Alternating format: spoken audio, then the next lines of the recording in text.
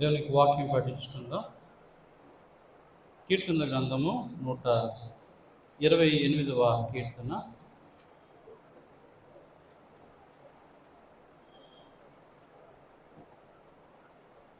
మొదటి నుంచి 2 వచనాలు చదువుకుందాం. యెహోవా యందు భయభక్తులు కలిగి ఆయన త్రోవల యందు నడుచు వారందరూ ధన్యులు. నిశ్చయముగా నీవు నీ చేతుల కష్టాజితము అనుభవించుదువు. నీవు ధన్యుడవు, నీకు మేలు కలుగును. చాలండి ప్రియమైన దేవుని పిల్లారా, యెహోవా యందు భయభక్తులు కలిగి ఆయన త్రోవల యందు నడుచు వారందరూ ధన్యులు. నిశ్చయంగా నీవు నీ చేతుల కష్టార్జితమును అనుభవించదవు. నీవు ధన్యుడవు, నీకు మేలు కలుగును. ఏం కలుగుతుందంటండి? మేలు కలుగుతుంది. కనుక మొట్టమొదటికి మనం జీవితంలో ఏంటి అంటే దేవుని యందు భయభక్తులు అనేవి అవసరం. దేవుని యందు భయభక్తులు కలిగి దేవుడు చూపించినటువంటి త్రోవ అంటే ఆయన మార్గం, అంటే ఆయన చూపించేటువంటి వాక్యముని వెలుతుల్లో మనం ఏం చేయాలి? నడవాలి. ఆయన ఆజ్ఞలకు మార్గంలో మనం ఏం చేయాలి? నడవాలి. ఆయన ఇచ్చినటువంటి నీతి మార్గంలో, ఇరుకు మార్గంలో మనం ఏం చేయాలి?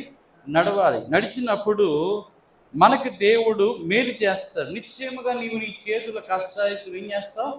అనుభవిస్తావు. చాలామంది కష్టపడతారు, ఒకరు అనుభవిస్తారు, ఒకరు చెట్టేస్తారు, ఒకరు ఫలాలు తినేవాళ్ళు ఇంకొకరు, కట్టేది ఒకరు, ఉండి అనుభవించేది ఒకరు.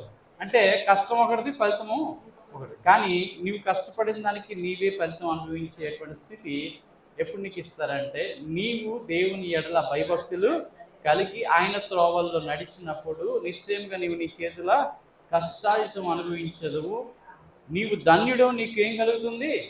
మేలు అంటే మంచి జరుగుతుంది, అంత మంచి జరుగుతుంది. కనుక మన జీవితంలో దేవుని యందు భయభక్తులు అంటే ఏంటంటే దేవుడి వాక్యం అంటే భయం, దేవుని ఆజ్ఞలు అంటే భయం ఉండాలి. దేవుని వాక్యానుసారమైనటువంటి జీవితం కూడా నేను ఉన్నానా లేదా అని పరిశీలించుకుంటూ వాక్యాన్ని బట్టి మనం ఏం చేయాలా? భయపడాలి. మనం ప్రతిదానికి కూడా భయపడుతూ ఉంటాం. దేనికి భయపడతాం? బల్లికి భయపడతాం, పాముకి భయపడతాం, జరిగి భయపడతాం, తేలికి భయపడతాం. ఈ భయం ఏంటి అంటే కుట్టేస్తే నొప్పి వస్తుందని భయం. కుడితే ఏం చెప్పండి? నొప్పి వస్తుందంటే భయం. రోగం అంటే భయం, వైరస్ అంటే భయం, బ్యాక్టీరియా అంటే భయం, ఫంగస్ అంటే భయం, అనేకమైన వ్యాధులు అంటే భయం. కానీ ఎవరంటే భయం ఉండదు? దేవుడు అంటే భయం లేదు. అంటే మంచి చేసేవాడంటే భయం ఉండదు, చెడు చేసేవాడంటే భయం ఎక్కువ. గమనించాలి మీరు. మనకు మంచి చేసేవాడికి ఏం చేయమండి? భయపడం. కానీ మనకి హాని చేసే వాటికి ఏం చేస్తాం? బాగా భయపడతాం. సాతానుడికి భయపడతాం, దెయ్యాలకి భయపడతాం, భూతాలకి భయపడతాం, పిశాచులకి భయపడతాం, చీకటికి భయపడతాం అండి. అలాగే ఒంటరితనం అంటే భయము, ఒంటరిగా నడుచుకుంటూ వెళ్ళాలంటే కూడా భయము. అలాగే ప్రతి విషయంలో కూడా భయం అనేది మనిషిని ఆవరిస్తూ ఉంటుంది. దేవుని యందు భయభక్తులు కలిగిన వాడు దేనికి భయపడని అవసరం లేదు. గమనించాలి. దేవుడికి భయపడితే దేనికి భయపడాల్సిన అవసరం లేదు. దేవుడికి భయపడిన వాడు లోకంలో అన్నిటికీ భయపడతాడు, అన్ని పరిస్థితులకి కూడా ఏం చేస్తాడు? భయపడతాడు. చదువు అంటే భయపడతాడు, ఎగ్జామ్ అంటే భయపడతారు, ఏదైనా ఇంటర్వ్యూ అంటే భయపడతారు, జీవితంలో ఏది సాధించాలని ఏం చేస్తారు? భయపడుతూ ఉంటారు. ఎవరు ఎందుకు భయపడతారు అంటే దేవుడు లేనోడు భయపడతాడు. దేవుడు ఉన్నోడు ఏం చేస్తాడు? ధైర్యంగా ఉంటాడు, ధైర్యశాలిగా ఉంటాడు, సామర్థ్యంతో ఉంటాడు, శక్తివంతుడిగా ఉంటాడు, జ్ఞానవంతుడిగా ఉంటాడు, బుద్ధిమంతుడిగా ఉంటాడు, వివేకవంతుడిగా ఉంటాడు. దేవుడు ఉంటే అన్నీ ఉన్నట్టే, దేవుడు లేకపోతే ఎన్నున్నా అన్నీ సున్నాయి, ఎన్నున్నా కూడా అన్నీ సున్నాయి. కనుక గమనించాలి, మన జీవితంలో ప్రాముఖ్యమైనది దేవుడు మన జీవితంలో ఉండాలా, మన బ్రతుకులో దేవుడు ఉండాలా, మన బ్రతుకులో ప్రతి క్షణము కూడా దేవుని భయం అనేది మనకి ఉండాలి. దేవుడు నన్ను చూస్తున్నాడని భయం ఉండాలి. నువ్వు కూర్చుండుట, నీవు లేచుట, నీవు పడుకుండుట, నీ చర్యలన్నిటిని నేను బాగుగా తెలుసుకుని ఉన్నాను అన్న దేవుడు నన్ను చూస్తున్నాడన్న భయం మనలో ఉంటే మనము చాలా చక్కగా నిదానంగా సన్మార్గంలో, నీతి మార్గంలో, ఇరుకు మార్గంలో ఏం చేస్తామండి? నడుస్తూ ఉంటాం. ఎప్పుడైతే దేవుడు మనం చూస్తున్నాడు లేదా దేవుడు మనల్ని అబ్జర్వ్ చేస్తున్నాడని మనం సరిగ్గా అవగాహన చేసుకోమో అప్పుడు మన విచ్చలవిడితనం అనేది మన జీవితంలో పనిచేస్తాం. కనుక ప్రియమైన దేవుని పిల్లారా, దేవుడు మన ఎడల కృప చూపిస్తాడు, దేవుడు మన ఎడల బలాన్ని ఇస్తాడు, భయాన్ని తీస్తాడు. కనుక ఆయన యందు భయము మనని జ్ఞానవంతులు చేస్తుంది. అందుకని యెహోవా యందు భయభక్తులు కలిగి ఉండుటయే జ్ఞానానికి మూలం. ఎదగాలన్నా, ఫలించాలన్నా, ఖర్జూరపు వృక్షంలా ఉండాలన్నా, నీతిమంతుడిగా మార్చబడాలన్నా, మనం ఈ లోకంలో అందరికంటే గొప్పవారిగా దేవుడు దీవించాలన్నా ముఖ్యంగా ఉండాల్సింది ఏంటంటే దేవుని యందు భయభక్తులు అనేవి ఉండాలి. భయము అంటే ఎలాంటిది ఉండాలి అంటే, ఒక మాట దేవునికి వ్యతిరేకంగా పలకడం అంటే భయపడాలి. ఒక మాట వ్యతిరేకంగా దేవునికి మన జీవితంలో జరుగుతుందంటే ఏం చేయాలా? భయపడాలి. ఒక్క వ్యతిరేకమ స్వభావం కూడా దేవునికి బాధకరంగా ఏది కూడా మనకి ఉండకుండా మనం సరిచూసుకోవాల్సిన అవసరం మనకి ఉంది. ఆ భయం లేకే అవ్వ ఆదాములు ఏం చేశారు? పండు తిని వాళ్ళు భయానికి గురయ్యారు. చూడండి, భయం లేని వీరికి భయం రుచించింది ఎప్పుడు అంటే, వీళ్ళు దేవుడు చెప్పినటువంటి మాట వినకపోవటం బట్టి భయముతో, సిగ్గుతో ఎక్కడికి దాక్కున్నారంటండి? చెట్ల చాటున వెళ్ళి నిన్ను చూడగానే, నీ స్వరం వినగానే భయపడి అంటున్నాడు. అక్కడ ఏమంటున్నాడు చెప్పండి? భయపడి దాగుకుంటుమి అనగానే దేవుడు నిన్ను ఇలా తెలిపిన వాడు ఎవడు? నేను దిగంబరినై ఉన్నాను అంటాడు. అంటే ఎప్పుడు ఏమి తెలియని వాడికి అన్నీ తెలిసి వచ్చాయి కనుక ఇప్పుడు ఏమంటున్నాడండి? భయపడతా ఉన్నాడు. కనుక ప్రియమైన పిల్లలు, ఈ భయం ఎందుకు వచ్చింది అంటే, ఇప్పుడు ఆ భయమే మనం రక్షిస్తుంది. గమనించాల. ఒకప్పుడు భయం లేకపోవడము మనిషిని ఏం చేసింది? బజారు పాలు చేసింది. ఇప్పుడు ఆ భయమే బజార్లో నుంచి ఏం చేస్తుంది? భక్తిలోనికి తీసుకొస్తుంది. ఎక్కడ తీసుకొస్తుందండి? భక్తి మార్గంలోనికి తీసుకొస్తూ ఉంది. కనుక ప్రియమైన దేవుని, భక్తి ముక్తికి తీసుకెళ్తుంది. భక్తి ఏం చేస్తుందండి? ముక్తికి తీసుకుని వెళ్తుంది.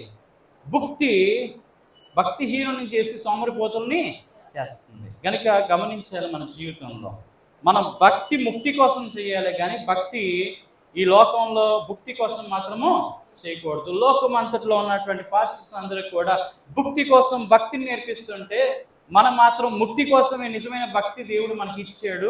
ఆయన యందు భయభక్తులు కలిగి ఉండాలి అంటే దేవుని జ్ఞానాన్ని సంపాదించుకోవడము. ఆయన యందు భయభక్తులు కలిగి ఉండడం అంటే ఆయన చెప్పిన మాటను అనుసరించడమే. ఆయన యందు భయభక్తులు అంటే ఆయన ఆజ్ఞలన్నింటినీ కూడా సంపూర్ణంగా మన జీవితంలో ఆయన చిత్తాన్ని, ఆయన ఉద్దేశాన్ని అంతటిని కూడా నెరవేర్చడం మన సంగతి మనం సంపూర్ణంగా ఏం చేయాలి? అవగాహన చేసుకోవాలి. కనుక ప్రియమైన దేవుడు, దేవుడికి భయపడితే ధైర్యవంతులు అవుతాం. దేవుడికి భయపడితే శక్తివంతులు అవుతాం. దేవునికి భయపడితే మన జీవితంలో ఎదురు అనేది రాకుండా త్రోవలన్నీ ఏమైపోతాయి? సరళమైపోతుంది. దేవుని భయభక్తులు కలిగి ఉంటే ఎర్ర సముద్రాన్ని దేవుడు పాయలు చేస్తాడు. దేవుని భయభక్తులు కలిగి ఉంటే అగ్ని వంటి శ్రమలలో పడినా సరే అవి మనం ఏం చేయవు? కాల్చలేవు. నదుల్లో పడి వెళ్ళినా సరే నీళ్లు మనం ఏం చేయవు?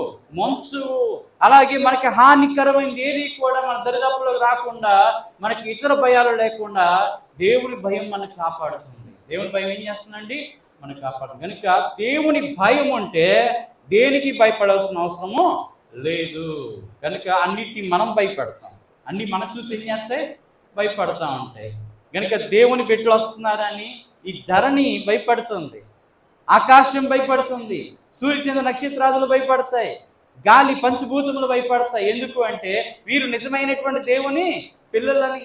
మనకి పుట్టాలన్నా కూడా దోమ ఆలోచిస్తుంది, మన మీద వాలాలని ఏక ఆలోచిస్తుంది, మన జీవితంలో ఏది రావాలన్నా కూడా అవి ఆలోచించి మన దగ్గరికి రాకుండా ఏం చేస్తాయండి?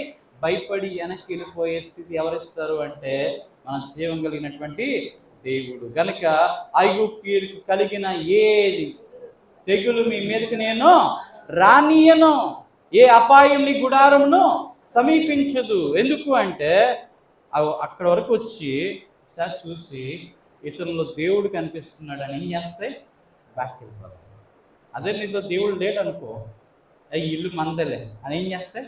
వచ్చి యేసుప్రభువు వారు ఒక దెయ్యం నిలగొట్టాడు. ఏంటండి? ఒక దెయ్యం నిలగొడితే వెళ్ళిపోయింది. ఆ దెయ్యం వెళ్ళిపోయిన తర్వాత మళ్ళీ ఇల్లంతా శుభ్రంగా ఏం చేశారట? కడిగి ఊడ్చి క్లీన్ చేసి ఉంచారన్నమాట. ఈ దెయ్యానికి ఎందుకో మనసు పుట్టింది, మళ్ళీ ఆ పాత ఇంటికి వెళ్ళి ఒకసారి ఏం చేస్తాను, దొంగి చూస్తాను ఎవరు ఉన్నారా లేదంటే వెళ్తే ఖాళీగా ఉందంటండి. అబ్బా, ఇది ఏం చేసిందంటే ఒక్కడిని కాదు మరిన్న 7 చెడ్డ దెయ్యాలు తీసుకొచ్చి ఏం చేసింది? అందులో ఉన్నాయంట. అంటే ఇప్పుడు గమనించండి, సాతానులే కానీ, రోగాలే కానీ, భయాలే కానీ, ఇబ్బందులే కానీ, కష్టాలే కానీ ఏవైనా సరే కట్టుకొని మన మీదకి ఎప్పుడు వస్తాయంటే, మనం ఎప్పుడైతే భక్తిగా ఉండమో, ఎప్పుడైతే ప్రార్థన జీవితంలో ఉండమో, ఎప్పుడైతే దేవునితో నడవమో, ఎప్పుడైతే దేవుని ఏర్పాట్లో ఉండమో, ఎప్పుడైతే మనకి ఇష్టానుసారంగా జీవిస్తామో, ఆ రోజు కట్టుకొని కష్టాలన్నీ కూడా ఏం చేస్తాయి, మన కాంపౌండ్ వాల్ దాటి మన ఇంట్లోనికి వచ్చి, మన ఒంట్లోనికి వచ్చి, మన మనసులోనికి వచ్చి, మన ఆత్మలోనికి వచ్చి, మన అంతరాత్మని ఏం చేస్తే క్షోభకు గురి చేస్తూ ఉంటాయి, దుఃఖానికి గురి చేస్తాయి, ఆవేదన గురి చేస్తాయి, నిరాశ నిస్పృహకు గురి చేస్తాయి, కృంగిపోయేటట్టుగా చేస్తాయి. ఎందుకు అంటే because we are not with God, దేవుడితో మనము లేము గనక. వాటికి బాగా తెలుసు. ఎవరు పాలిస్తాయండి దయ్యాలు భూతాలన్నీ కూడాను? వాటికి అనుమతి ఎవరి మీద ఉందో తెలుసా అండి? ఎవరు దేవుడి మాట వినకపోతే వాళ్ళ మీదకి కంప్లీట్గా వాళ్ళని ఏం చేసుకుంటారో తీసుకుని ఫుల్ అనుమతి ఇచ్చాడు దేవుడు. ఎవరైతే దేవుడితో ఉంటారో వాడి జోలికి వెళ్తే మాత్రం దేవుడు కన్నెర చేస్తాడు. వెళ్ళడానికి వీలు లేదు. అది ప్రార్థన జీవితం ఉందో వాళ్ళు పాడు చేస్తామంటే నేను ఊరుకోను అంటాడు ఎవరు? దేవుడు.